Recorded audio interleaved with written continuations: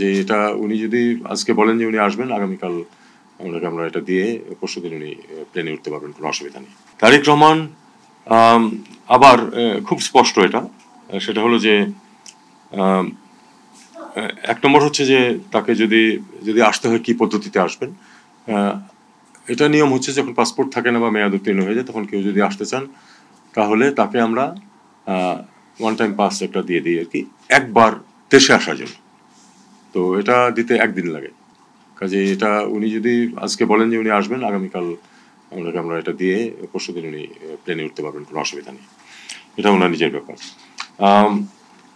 Status বা স্পর্শকাতর এটা উনি বলেছেন, সেটা আমরা সবাই জানি, পত্রিকাতেও এসেছে।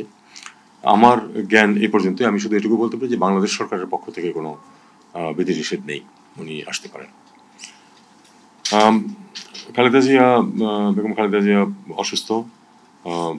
উনি যদি এই মুহূর্তে উনি আসলে বিদেশে যাকে নিয়ে যাওয়ার মতো অবস্থায় নেই।